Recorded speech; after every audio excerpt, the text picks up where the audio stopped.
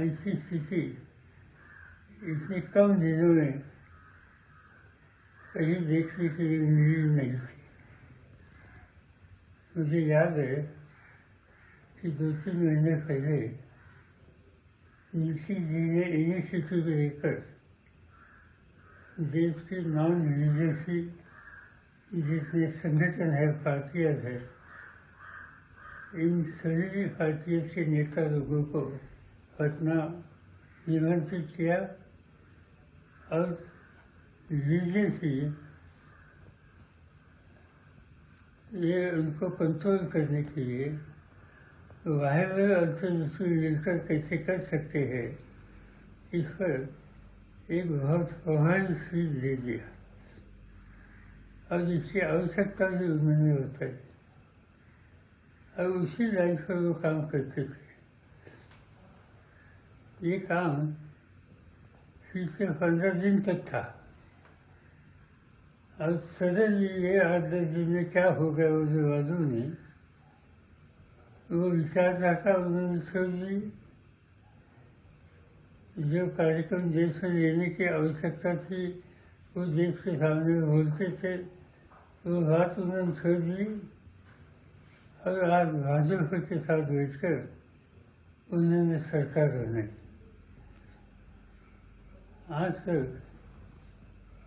Election होने के बाद एक टर्म में, टेनियर में किसी नेता ने 2 बार अलग अलग पार्टी का नेतृत्व या इसमें सहयोग देने का काम आज तक कभी हुआ नहीं था। नीति जी ने वो रिकॉर्ड किया, वो बीजेपी के साथ थे, बीजेपी को छोड़ दिया, लालू जी के पार्टी के लोगों के साथ रहे, हुकूमत में बाद में वो छोड़ दिया, बीजेपी के साथ आप फिर जा रहे। मुझे लगता है ऐसी स्थिति आज तक कभी हुई नहीं। वो स्थिति उन्होंने कर एक रिकॉर्ड किया।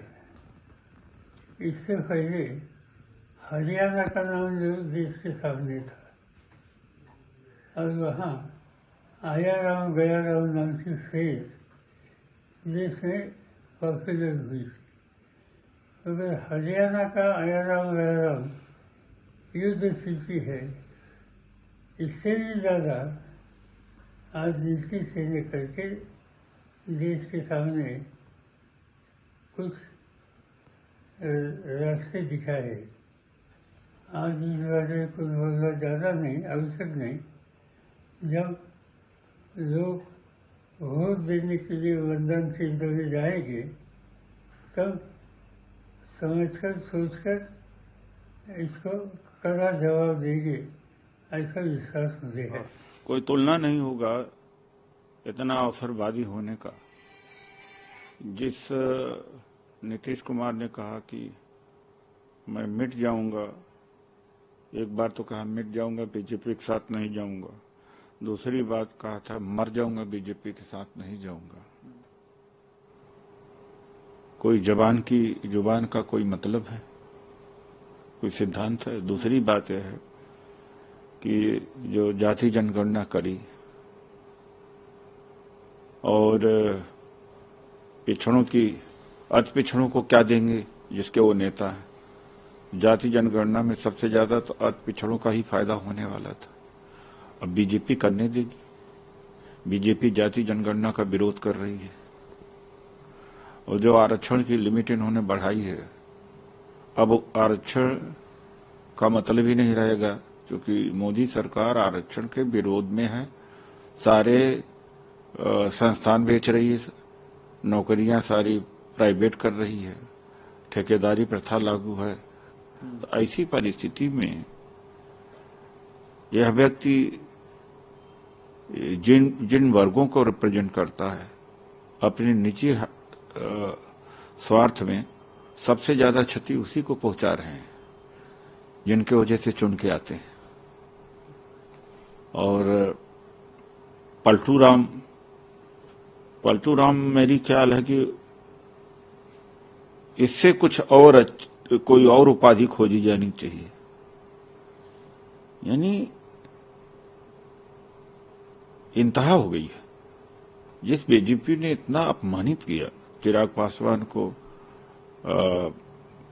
खड़ा कर दिया, अपना कैंडिडेट दिया और उन्हीं चिराग पासवान से अपमानित किया, सीटें घटाई, आरसीपी सिंह को जो इनके राइट हैंड उनको तोड़ा, उपेंद्र कुशवाहा को तोड़ा, किस नैतिकता के साथ फिर वहीं पर पहुंच गए? कोई नैतिकता मेरे दुनिया में कोई उदाहरण नहीं शायद मिलेगा जिस तरह से इन्होंने अति पिछड़ों को धोखा दिया है और जिस तरह से अपमानित होकर के वहीं पहुंच गए। मेरा ख्याल है कि बिहार की जनता इनको सबक सिखाएगी और इनका राजनीतिक जो चालाकी है इस बार निकल आएगी। ये चतुर चालाक छोटा दल होकर के चीफ मिनिस्टर बने रहते हैं, तो चालाकी से व्यक्ति अपना तो भला कर सकता है लेकिन समाज का, देश का भला नहीं कर सकता।